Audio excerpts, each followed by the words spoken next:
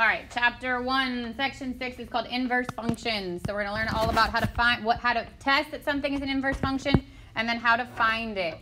Notice we're talking about functions, so all the stuff about functions is going to carry over. The same test that we use for functions you'll see kind of come into play today when we're dealing with, God bless you, with the inverses. So the first thing you're going to do is verify that something is a function. It is an inverse to a function. And this is how. If g is the inverse function of the function f, then f of g of x, so the composite function, will equal x. And then g of f of x will also equal x. And we show that something is a function to another function by replacing the original f of x with f negative 1 of x. So that's your little subscript negative 1. That's saying that that is the function's inverse.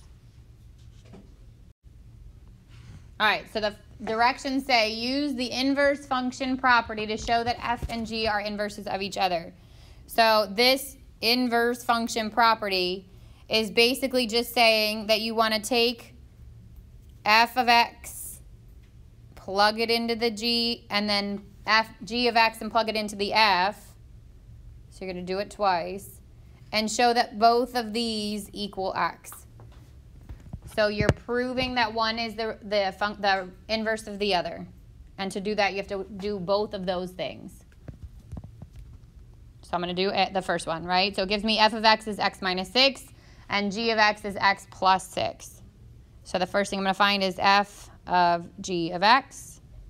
I'm going to take the g, plug it into the f. So x plus 6 minus 6, and the 6's cancel.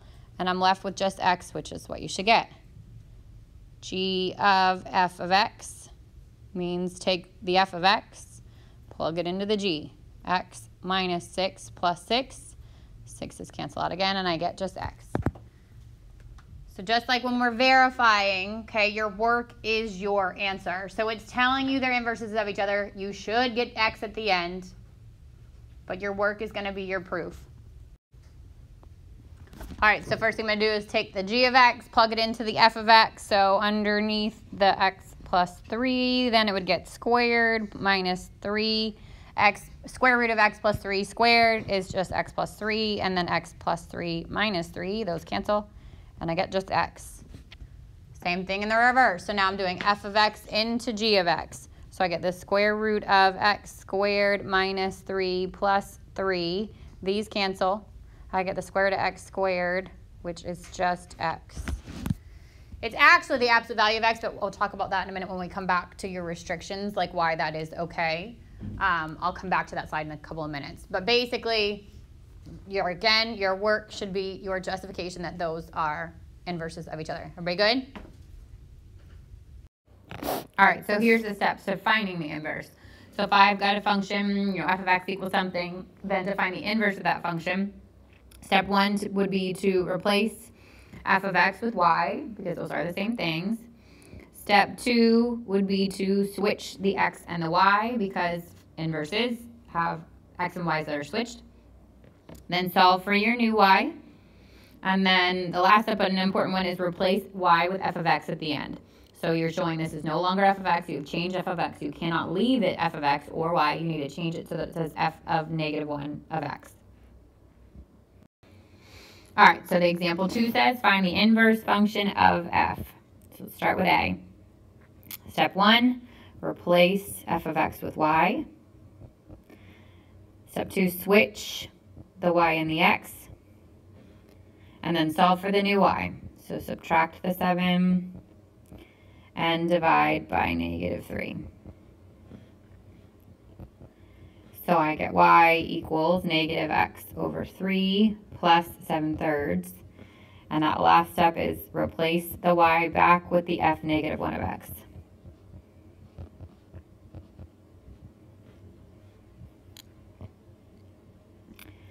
B, start the same way. So replace y for f of x. Switch the x and the y. I would get the y plus 2 out of the denominator by multiplying both sides by y plus 2. So it would cancel from this side, leaving it just 1. And then I want the y by itself, so divide by x.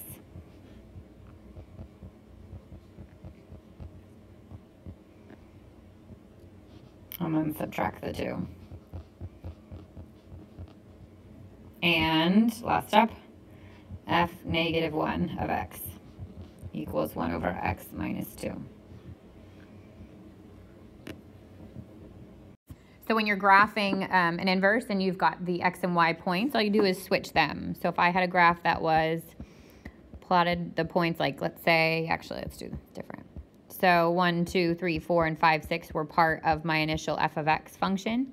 Then to find f negative 1 of x, we just switch it. So it'd be 2, 1, 4, 3, and 6, 5. So you just switch your x and y values.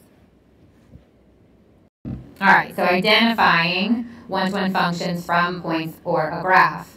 So in order for a function to have an inverse, it has to be one-to-one. One-to-one means for every one x, there's one y. For every one y, there's one x.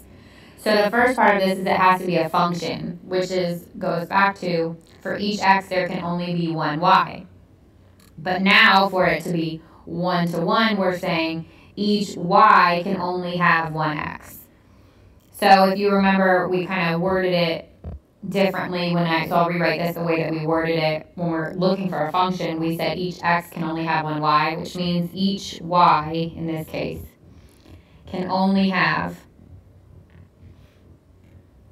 one x.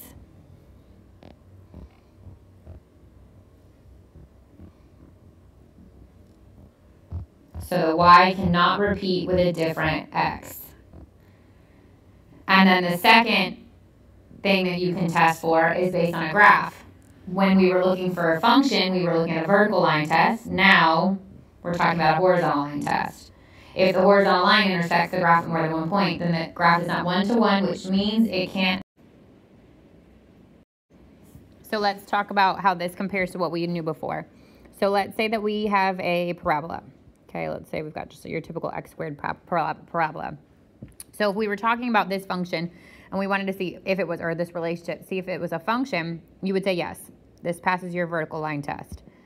If I took this function and tried to find the inverse of it, so let's plot some points like, this would be, looks like it's 1, 1, that would be 2, 4, that would be negative 1, 1, and this would be negative 2, 4. So if we just compared those points, for example. If we wanted to find the inverse of this function, this is 1, 1, this is negative 1, 1, then we switch those x and y values. So it would be 4, negative 2, 4, 2, 1, negative 1, 1, 1. And that, let's say we plot those. So 4, negative 2, about here, 4, 2, about here, 1, negative 1, and 1, 1. So what happens here is this graph is turned, right? My x and y's are switched. And now this graph would not be a function. So when you're figuring out if it's one-to-one, you're basically saying, if I find the inverse of this function, is that new function still a function, or is that new graph still a function? And that's what you're saying by one-to-one. If the inverse would not be a function, then we basically say it doesn't work. It wouldn't be a function, which means I can't find the inverse. So you use the horizontal line test to show that basically if I try to find that inverse, it would fail my vertical line test. But you don't even have to go through the work, so I don't have to do this anymore. I would look at my original graph and I would say, okay, 1, this is a function because it passes my my vertical line test, but it is not one-to-one, which means I can't find the inverse. Okay, so based on that, this says, determine if the graph is a function. If it is, determine if it's one-to-one, and if it's one-to-one, graph the inverse. So first test, is it a function, is your vertical line test, okay? For A, no, it's not a function, which means I don't even have to keep going. B, passes my vertical line test, so it is a function.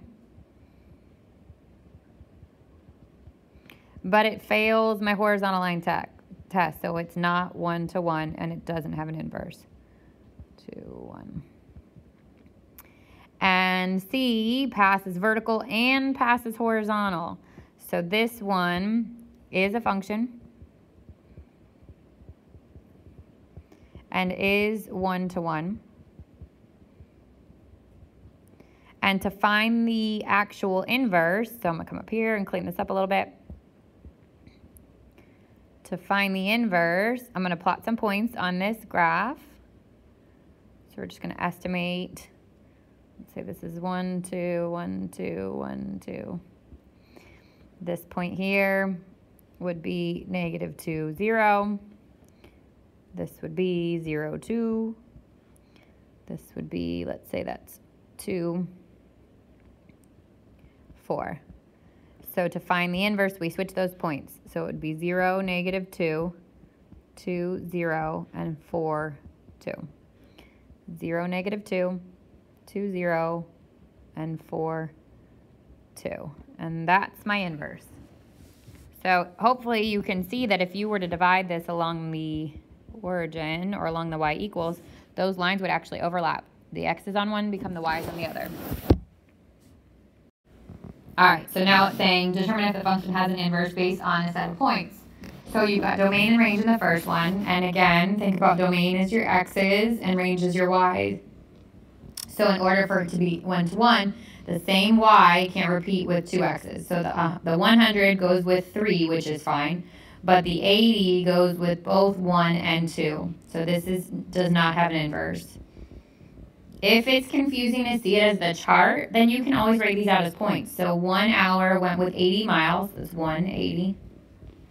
2 went with 80 miles, 280.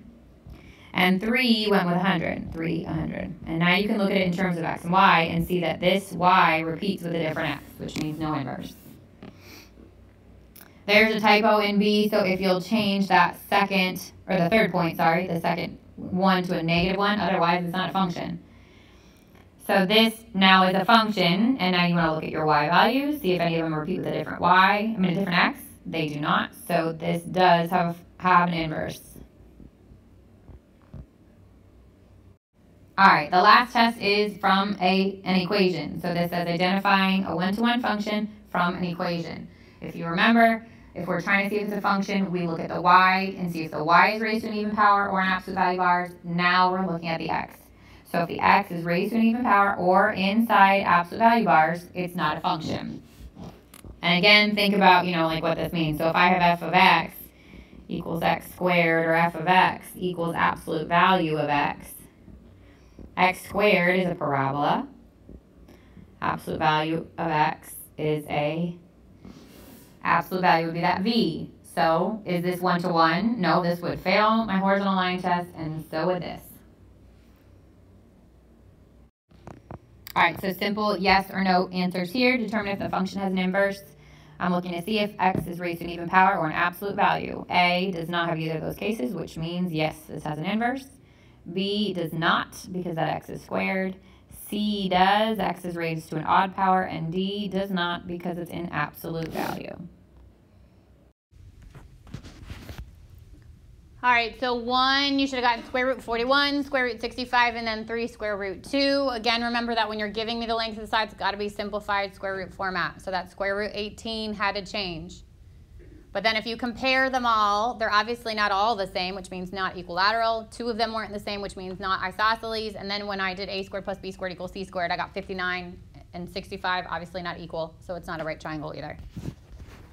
Questions on that one? 2, center, and I picked totally random numbers and then got something easy for my center. So just be careful, be prepared for fractions that could happen. All right, you should have gotten x minus 1 squared plus y minus 1 squared equals 13. 3, find the intercepts, the symmetry, and then graph the equation. So your intercepts, which need to be in point format, -5, 0, and then 0, 5, and 0, -1. And the symmetry was none. Not x-axis, not y-axis, not origin. And then if you've got at least the 3 points, you could graph if you know what it looks like. If not, you should insert extra points so that you know what that graph looks like.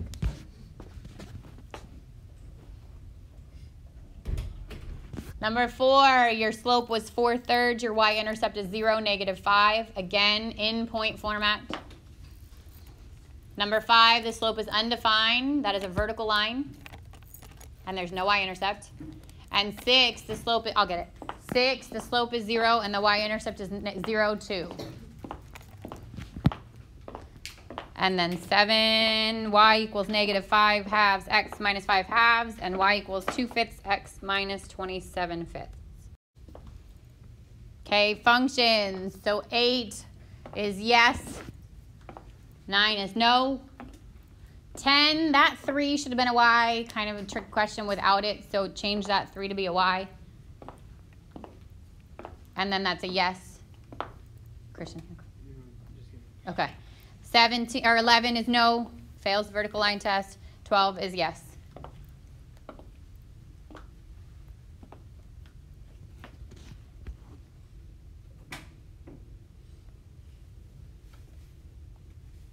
The graph of the function looks like that. So notice the blue one has an open dot on where negative 1, 0 is. That's because it's greater than negative 1, not greater than or equal to. It has to have an open dot. Otherwise, it's going to fail your vertical line test. And then 14 should have been 2. And 5 should have been 48.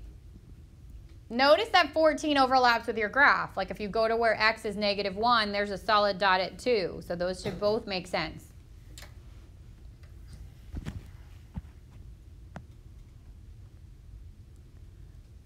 And then difference. Quotient should have been 6x plus 3h minus 2. So the blue is the work for the f of x plus h. The black is your f of x.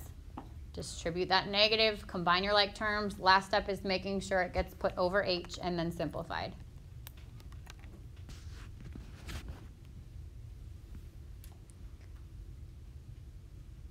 Questions on any of that? So again, I'll post this if you're sitting there with a question and be scared to ask. But obviously, if you've got a question, somebody else might. So I'd encourage it. All right, 17. And I want to pick on 17 for a second, and I want to adjust it and see if you would catch it.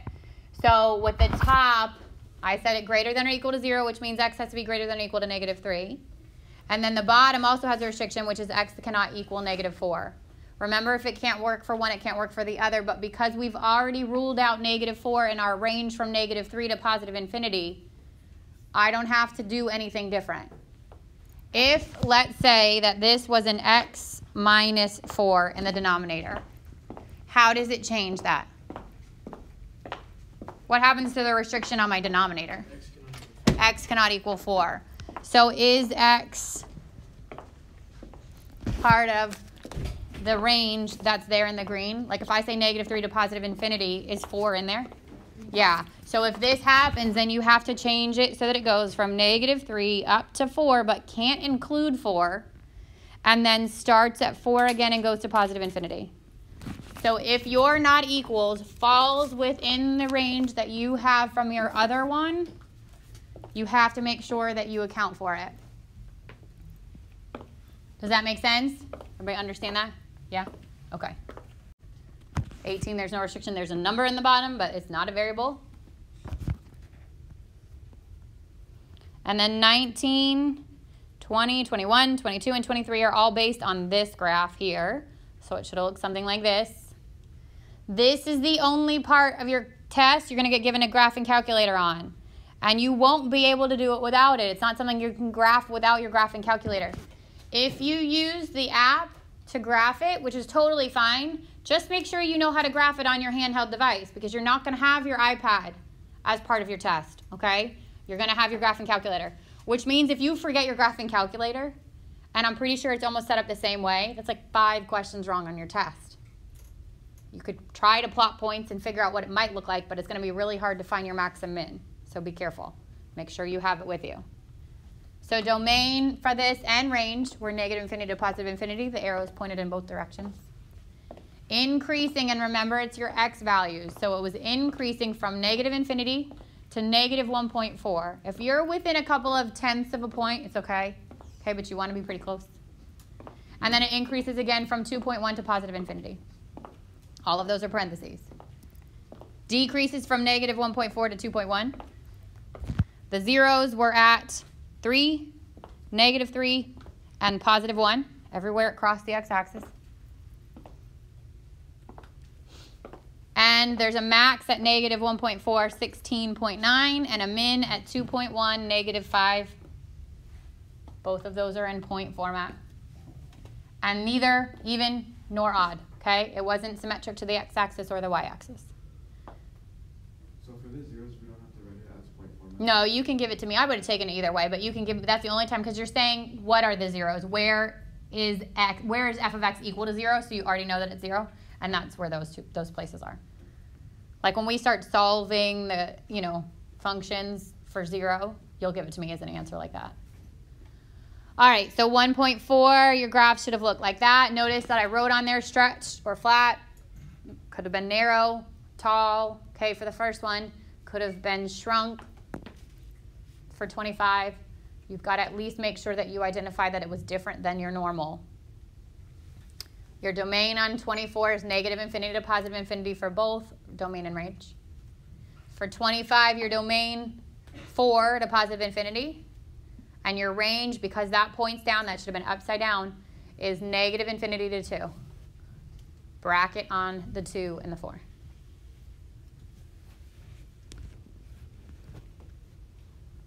And then 26, 27, 28, where you're combining your functions. So 26, f of g of x should have been the square root of x minus 2. 27, g of f of 12, sorry. Take the 12, plug it into the f, you would have gotten 9. Take the 9, plug it into the g, and you get 4. And then 28, f plus g of 16 means find f of 16 plus g of 16. F of 16 was 13, g of 16 was 5. Add those together, you get 18. You could have also done it like first combine your equations. So if I had done f plus g of x, it would have looked like that, and simplified it if you wanted. Like I could have kept going here. I could have said x minus 2 plus the square root of x, and then plugged in the 16.